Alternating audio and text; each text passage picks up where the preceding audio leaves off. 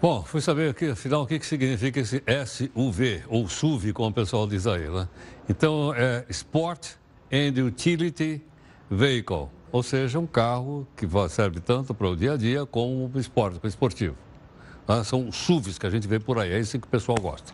Bom, como isso está relacionado à questão econômica, né?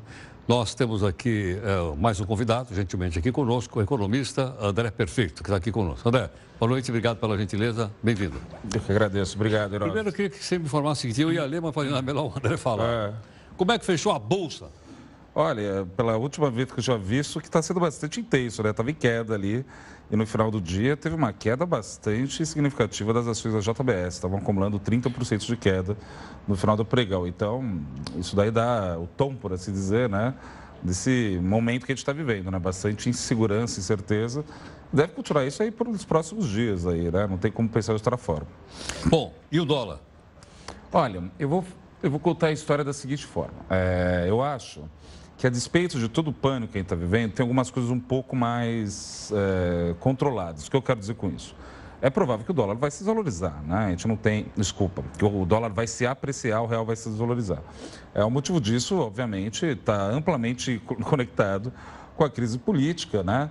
Mas algumas ponderações a gente tem que fazer. Primeiro, né, vai explodir para 4, 5 reais. Brasileiro é exagerado, né? Quando eu acho que vai acabar, vai ser... Não vai chegar nisso?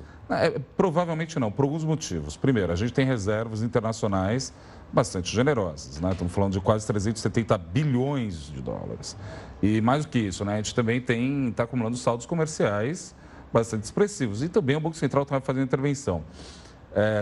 Isso é um ponto importante. Outro ponto importante do Brasil, apesar dos pesares, o Banco Central vai continuar cortando a taxa de juros por um motivo muito trivial, né? A boa notícia é que está ruim, né? O fato da economia estar desacelerando está jogando a inflação para baixo e isso está permitindo esse espaço aí de corte de juros, né? Vai continuar esse processo, num ritmo menor, é verdade, mas deve continuar. E, por fim, também tem uma discussão a respeito da equipe econômica, que deve continuar, não importa muito quem entrar ou deixar de entrar ou sair, enfim, vai ser por aí. Mas o que eu queria apontar, eu tenho falado para o cliente, olha, tá bom, a Bolsa está caindo fortemente, a gente tem que ficar atento a isso. Mas até quarta-feira antes, né, do escândalo todo estourar, a nossa Bolsa estava subindo em 12 meses, 52% em dólar.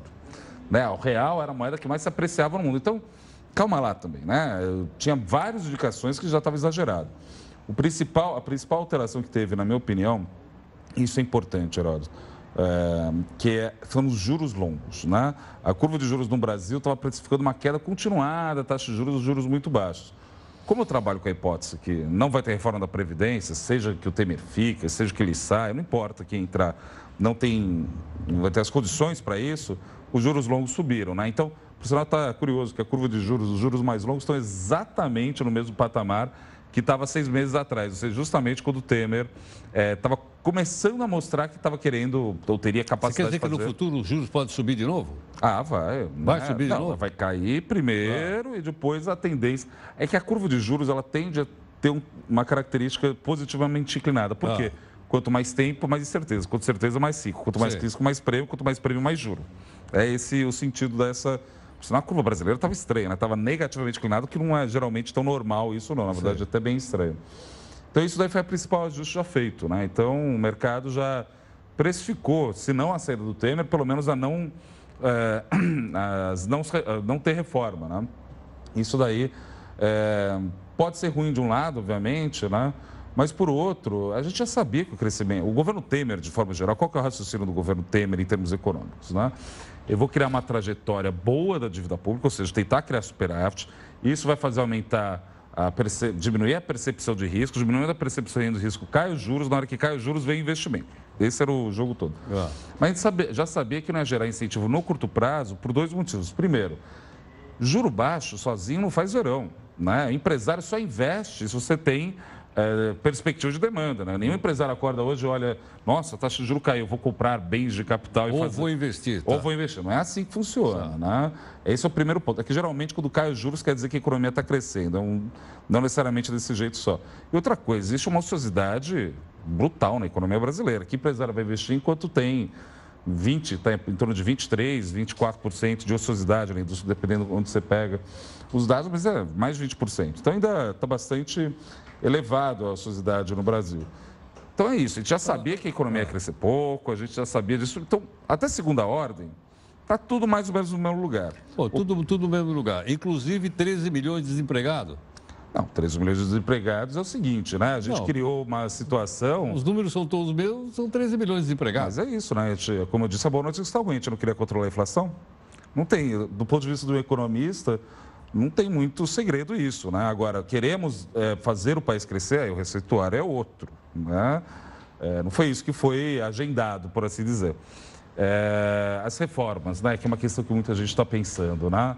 Elas vão ficar para a eleição de 2018, né? Ou seja, ela ia ser resolvida em parte por esse Congresso. O presidente Temer sempre teve, vamos dizer assim, essa credibilidade, né? Porque ele tinha controle do Congresso, né? Sim, sem dúvida. A gente precisa começar a se questionar o que quer dizer ter controle do Congresso no Brasil, né? Porque você mesmo estava falando com bastante ênfase, né? Aqui, de como é delicado esse equilíbrio, né? Para ficar bem, usando palavras bem gentis aqui no programa, né? A gente sabe que ele não vai ter isso. Então, o que vai acontecer é o seguinte, o próximo presidente, a PEC do teto já foi feita, então o próximo presidente vai ter que ou mexer na PEC do teto ou fazer a reforma da Previdência. Então, a eleição do ano que vem vai ser polarizada desse jeito. Um candidato querendo fazer a reforma, outro candidato não querendo, ou grupos diferentes. Muita gente pode falar, não, mas o brasileiro não vai querer fazer a reforma da Previdência, coisa do tipo. Mais ou menos. Sabe por que eu falei isso? Ano passado, a gente teve uma eleição em São Paulo que o candidato dito de direita, ou com uma característica bastante... O Dória se coloca dessa forma. Sim. Ele ganhou no primeiro turno.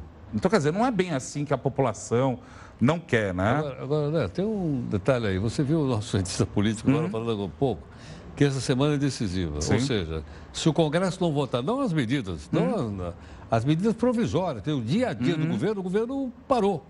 Mas é isso mesmo. Chegou nesse ponto, né? Agora, ele vai ter que minimamente encaminhar, eu acho. Então, Assim, eu não sou cientista político. Acha que político. alguém tem confiança para investir em alguma coisa? Não vai ter agora, mas já não ia ter investimento, esse que é o meu ponto. Né? Se você fosse fazer a projeção, já não tinha investimento. A projeção não é nem minha, do Banco Central, que o investimento, a formação bruta de capital fixo, vai cair menos 0,3 esse ano. Então, se nem o Banco Central, que, enfim, tem uma equipe econômica gigante acreditava, não tem nem como pensar de outro jeito. Agora é o seguinte, o problema do Brasil não é econômico, é político. E a gente vai resolver isso só de uma forma, via democrática. Eu não aguento mais as pessoas do mercado. Se não aprovar é porque o povo não vai querer. Olha, se o povo não quer e precisa fazer isso sem o povo querer, através de um congresso, que a gente sabe lá como está sendo feito, desculpa, não é para fazer. Vai ter que ser via democracia. E a gente tem que acreditar no sistema. Não dá mais para a gente... Esse negócio mesmo da corrupção, né? A gente sabe que muito político colocou o dinheiro no bolso, a gente viu isso. Lógico. Mas a gente sabe também... Isso é para a campanha eleitoral, isso é para a campanha dele. Então, mas a gente sabe também que tem uma parcela disso que é uma questão de ordem, vamos dizer, sistêmica, né? Sim. As campanhas são caras, etc e tal. Vamos criar uma regra muito simples assim, se você tem como cliente principal o governo, você não pode dar dinheiro para a campanha, vamos criar uma regra também muito simples assim, você pegou o dinheiro do BNDES, você não pode dar dinheiro para a campanha. A gente tem que parar de ficar histérico, o cliente está no Brasil, está no momento de histeria. Todo mundo está histérico, está todo mundo gritando na rua desse jeito. Tem que a gente parar e começar a olhar o problema de frente. E o problema de frente dá para ser resolvido, né? Tem como resolver esse negócio. Agora, de novo, do ponto de vista do mercado de capital, vai ter muito ruído no curto prazo, mas questões de médio prazo, dólar, que nem eu coloquei, me parece ser o caso. Aí tem que ver as projeções de mercado com atenção.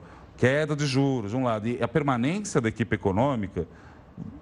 Quer ver uma coisa interessante? O Meirelles, por exemplo, se ele continuar durante esse próximo governo, seja o que for, a economia ano que vem vai crescer. Todo mundo está falando isso, porque os juros reais estão caindo também, porque a base de comparação é lá no piso. Né? Lógico. Está se criando vagas, mais ou menos, né? A gente viu isso daí dos dados do CAGED, está se criando vagas. Então, ele pode receber e se credenciar como um candidato que vai continuar fazendo reforma. Isso para dizer o seguinte, quando a gente fala de político, tem economista que acha que dá para fazer projeção para horizontes muito longos. A gente sabe que a gente não consegue nem projetar semana que vem. Enfim, né? Isso é uma briga que tem entre os economistas. Mas se, de repente, o Meirelles souber mexer nisso, ele pode, obviamente, virar esse candidato forte, não porque ele é do PMDB, feminista, do PT, conhece todo mundo na iniciativa privada e na iniciativa pública. Então, enfim, vamos ver. Gentilmente conosco, o economista André Perfeito. André, por tudo aquilo que você falou até agora, parece que você está otimista. Na questão de estar otimista. Porque tem aquele ditado que diz, né? na casa que falta pão, todo mundo grita e ninguém tem razão. Exatamente. Bem, né? Dinheiro na mão é vendaval também, né? Já disseram por aí também. Agora, tem que observar o seguinte. A gente está vivendo uma crise institucional seríssima. É muito sério o que está acontecendo. 2 presidentes em 1 ano é uma coisa... Me lembro da Bolívia no passado. Olha, eu não diria que é isso, mas é que tá. O que me irrita muito, me irrita esse negócio, pessoalmente, eu fico assim, falta clareza em discutir essa situação. Todo mundo está fingindo, nossa, é verdade que roubou, nossa, é verdade. Vamos deixar de ser ingênuo, né? E começar a trabalhar um pouco mais pragmaticamente. Porque senão fica um negócio que a única solução é desacreditar a política e esperar um salvador da pátria. É que nem uma criança, um adolescente que acha que a solução para a vida dela, que vai ter uma prova ou amanhã e não estudou, aparecer a fada. Mas é que tá. E passa o gabarito para ela. Exatamente. A nossa sociedade está infantilizada. Esse que é o problema. Esse que eu acho que é preocupante. Não dá para ficar mais brincando de país. Não, tem que fazer esse negócio. Os políticos vão se defender como pode. Eles estão amarrados no sistema.